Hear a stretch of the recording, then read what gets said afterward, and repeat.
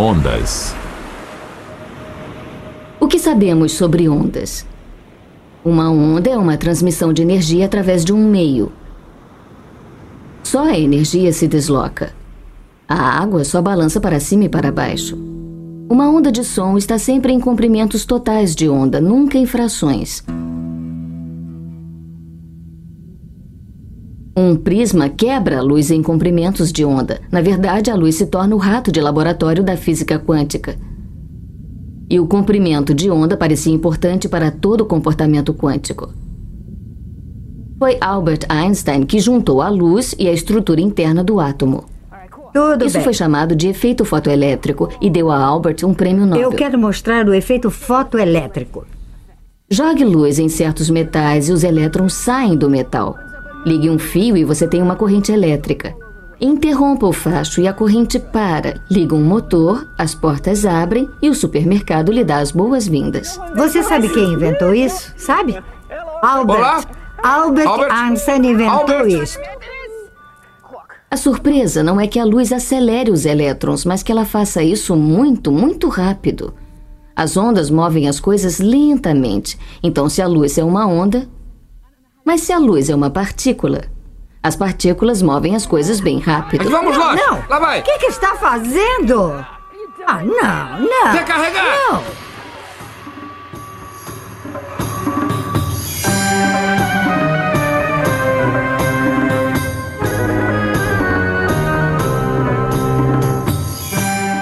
Então, de acordo com Einstein, a luz parece ser tanto onda quanto partícula.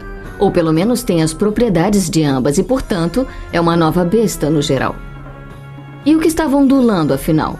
As ondas precisam de água ou ar, mas e a luz viajando no espaço? Nada onde ondular. Eu estou ondulando! Estou me afogando! Então talvez ela viaje como uma partícula e ondule quando chega aqui. Ondular? Ondular? O que é? O que é ondular? O que é ondular? É esta a pergunta para a luz, para os átomos, para todo o mundo quântico. E aqui está o homem que respondeu a esta pergunta, Erwin Schrödinger. No Natal, em 25, ele aproveitou o feriado.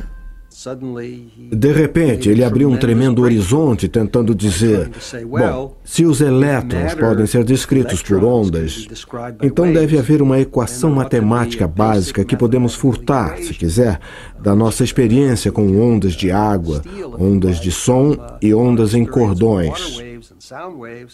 Isso nos daria as propriedades de como os elétrons se deslocam sob a influência de forças. E então ele escreveu essa equação, que ficou estranhamente conhecida como a equação de Schrödinger. E a chave para quantificar essa equação foi a própria onda. E ele viu a onda como sendo o elétron, e o próprio elétron como sendo um tipo de objeto ondular. E aí ele chamou essas ondas, que eram manipuladas por sua matemática, ele as chamou de ondas de matéria. Mas havia alguma coisa errada com sua equação. E foi Max Born, em Göttingen, que percebeu, de repente, que a interpretação que Schrödinger deu às suas ondas poderia não estar certa. O que é onda não é matéria. O que é onda é probabilidade.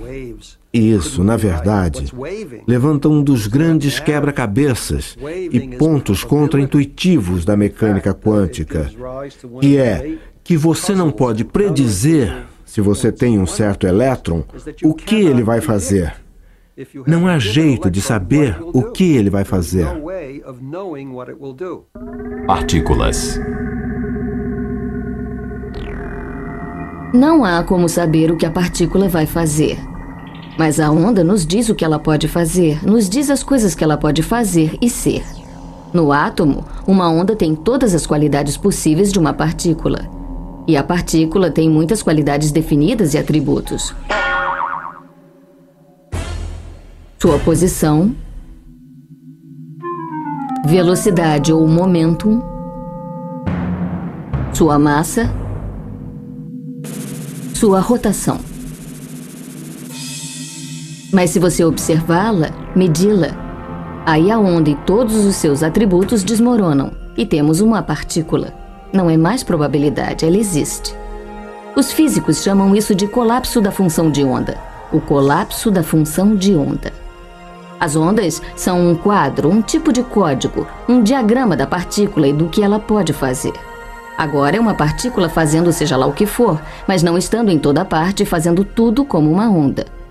Mas quando você pensa que é seguro dizer que sabemos alguma coisa sobre o mundo quântico, que podemos medir alguma coisa, a medição aprofunda o mistério. Na verdade, a medição cria um mistério. Foi o trabalho deste homem, Werner Heisenberg, em 1927, que apropriadamente é chamado de princípio da incerteza. Tudo bem, Graudão. Situado no coração deste louquíssimo mundo quântico, eu lhe apresento o princípio da incerteza. Eu acho. Incerteza. Ele diz que você não pode medir dois atributos ao mesmo tempo que sejam opostos, ainda que ligados, como momentum e posição. Assim que você fixa o momentum de uma partícula, não faz a mínima ideia de onde ela está. Para olhar uma partícula, você deve usar algum tipo de radiação. Então você tem que atingi-la com uma outra partícula subatômica, como um fóton. E pode jogá-la a centenas de quilômetros, literalmente. Talvez o problema sejamos nós e nossas máquinas. É apenas uma medição. Não, parece que a incerteza é uma profunda função da natureza.